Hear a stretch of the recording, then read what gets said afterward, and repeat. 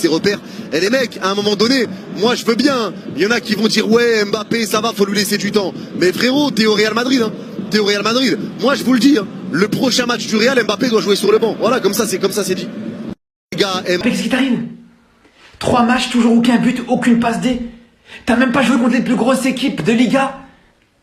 Dis-nous, il doit y avoir un problème. Non, peut-être ton nez, il est pas encore complètement réparé, peut-être. C'est peut-être ça. Ou c'est peut-être les élections. Ah non, les élections c'est fini. Ah non, je sais, c'est peut-être parce qu'il y a Koh-Lanta, c'est pour ça. Non mais dis-nous, on veut savoir, on veut chercher à comprendre. Mais non mais il faut lui laisser du temps. Oh mais quel temps les gars? Plus les matchs ils avancent et plus il est encore plus mauvais les gars, de quoi vous me parlez? Est-ce que vous avez compris que votre joueur il est surcoté ou pas encore les gars? Est-ce que vous avez compris que votre joueur, que vous nous vendez comme le meilleur joueur du monde, c'est tout sauf le meilleur joueur du monde? Est-ce que vous avez compris ça ou pas encore? Est-ce que vous avez compris que ce joueur était bon en Ligue 1 quand il jouait contre Amiens, quand il jouait contre Toulouse, quand il jouait contre Clermont, mais maintenant qu'il va jouer contre des grosses équipes, ou même pas forcément des grosses équipes, mais maintenant qu'il est dans un championnat digne de ce nom, il va plus mettre 40 buts par saison comme il le faisait avant? Est-ce qu'il y en a qui ont compris ou toujours pas encore les gars? Il faut encore lui laisser du temps? Ok, on verra. On se retrouvera encore au prochain match et à chaque fois on va se dire la même chose.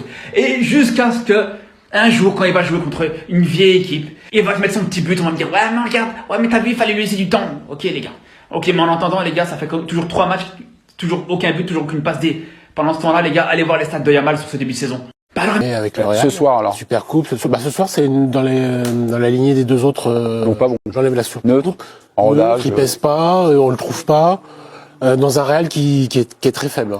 Un Real qui est au milieu de terrain, sans Bellingham qui est blessé, sans Kroos qui est plus là. Modric a joué et sorti. Pardon? Modric a joué et Ouais, sorti. capitaine. Sur la préparation, je trouve que c'est beau. Il y a beaucoup moins de science de la préparation. Ils ont perdu des joueurs essentiels. C'est très mauvais. Rodrigo a pas commencé le match, c'était Brahim Diaz, et après il l'a fait rentrer à la pause. Je trouve que ça combine pas du tout devant, que il se trouve pas, il se cherche pas, que Mbappé est esselé, qui tente ces trucs qu'on connaît habituellement quand ça marche pas, il tente des dribbles qui finissent une fois sur deux dans le décor. Donc pour l'instant ça prend pas, la colère monte parce qu'Ancelotti évidemment lui son rôle c'est de dire ça va finir par payer, et vous allez voir Las Palmas il va faire un grand match, bah non. Et donc là j'ai vu que la colère des supporters commence déjà à monter. Alors c'est le 4e match, hein, on se calme. 3 journées de championnat. Il y a eu la Super Coupe, 3 journées de championnat. Si les gens se souviennent des premiers pas de Benzema à 21 ans au Real. Cristiano aussi, avec l'image du ketchup, là, la bouteille. On se calme, tout va bien, ça va bien se passer, mais c'est sûr que pour l'instant c'est des débuts ratés. Mais l'équilibre est pas si facile que ça. On en avait parlé déjà la saison dernière, alors qu'il n'avait pas signé. On savait qu'il est signé au Real. L'équilibre à trouver pour avoir Mbappé qui normalement évolue dans la position de Vinicius, on souhaite bon courage à Carlo Ancelotti, non, coach Broye. Il cherche déjà tactiquement là. Il a commencé en 4-4-2. Non, si j'ai bien vu, avec Diaz un peu dans un milieu et les deux devant, Vinicius et Mbappé. Après à la mi-temps, il a changé. Il est passé avec Rodrigo à 3. Donc déjà, il essaye de chercher la meilleure solution pour que ça s'adapte. Il est moins dans sa solution de ce forme de losange qu'il a l'année dernière. Il l'a mis en place en tout début, sur les premiers matchs. Il y a moins d'efforts défensifs sur le remplacement qui se fait. Dirait le losange, vous êtes punis. Palmas, on n'y arrive pas. Là, ils ont failli nous chicoter. Ils ont failli nous chicoter, les gars. Le Real Madrid, cette année, ça va faire peur. Le Real Madrid Galactique 4.1. Kylian Mbappé va venir. L'attaque va faire peur. On est 5e. À 3 journées, les amis, on est 5e et on a seulement accumulé 5 points. Depuis le début, les amis, ça fait 1 victoire et 2 matchs nuls. Heureusement qu'il y a eu penalty. Heureusement que Arda Güler est rentré pour soulever son pied un peu pour qu'il y ait penalty. Sinon, on allait partir avec une défaite. Dinguerie. En fait, aujourd'hui, je ne vais même pas tomber sur Kylian Mbappé parce que quand on parle de lui, les gens ont l'impression qu'on a quelque chose contre lui. Aujourd'hui, les gars, Kylian Mbappé n'a pas été le pire en attaque. Vinicius a été pire. Même s'il a marqué son penalty aujourd'hui, il était bien en dessous de Kylian Mbappé. Et ça, à la limite, je l'en veux même pas parce que tant que vous n'aurez pas compris que la présence de Kylian Mbappé en pointe dans cette équipe du Real Madrid le dérange, on va pas s'en sortir. Là, on est en train de brider Vinicius et même Kylian Mbappé lui-même est bridé aussi. Je pense que là, vu que Carlo Ancelotti ne veut pas le sortir de l'équipe pour le bien du Real Madrid, faites-lui jouer à droite. Parce qu'aujourd'hui, les gars, c'est l'endroit où il a été le plus dangereux. Faites-lui jouer à droite et comme ça, Rodrigo part au centre. Parce qu'aujourd'hui, encore une fois, on a voulu sacrifier Rodrigo. J'ai vu la compo, je me suis dit, enfin, Carlo Ancelotti prend une décision. Et tellement on est nul, même le sacrifice là n'a pas marché. Voilà. On a fait sacrifice pour rien. Lui aussi, il rentre, il devient pété comme pas possible. Là, c'est pas à cause de Kylian Mbappé. Lui, là, vraiment, j'ai comme l'impression que c'est le genre de joueur qui aime pas être titulaire. Voilà, tu les mets titulaires, ils deviennent nuls.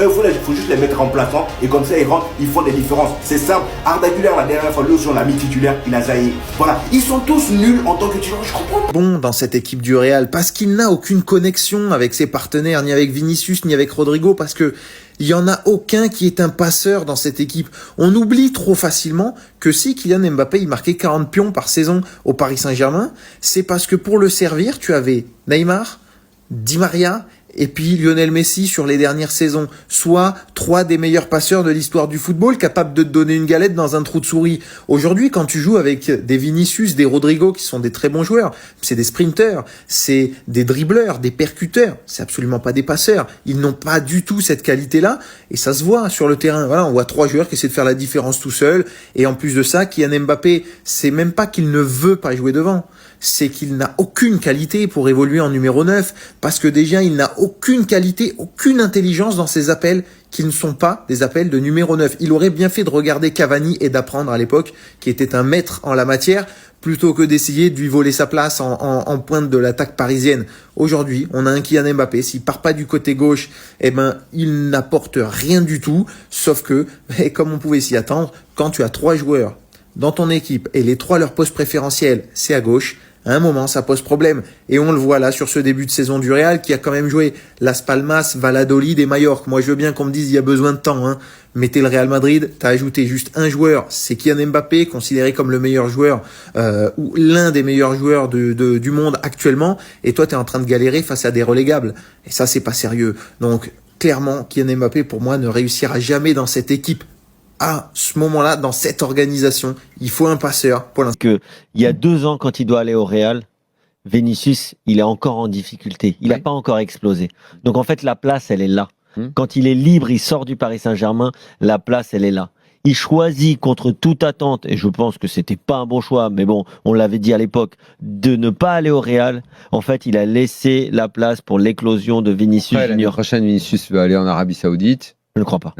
J'y crois pas. Il en a envie, il n'a pas écarté l'idée. Vinicius, je pense. Honnêtement, j'y crois pas du tout. Vous avez dit qu'il a refusé 1 milliard quand même. Là. Ouais. Bah, il va pas refuser 2 fois. Ouais, peut-être pas, mais je pense que. Moi, si je refuserais une fois. En tout cas, il a pas dit non. Il n'a pas dit non, mais ce qui est fou, c'est que son mauvais choix et ce non-départ du Paris Saint-Germain a fait qu'il a laissé exploser Vinicius à un poste qui était le sien, et maintenant, il va peut-être traîner ça comme un boulet et jamais réussir, enfin je ne sais pas si jamais réussir, mais en tout cas, ce sera plus difficile de s'imposer à un poste qui n'est du coup pas du tout son poste.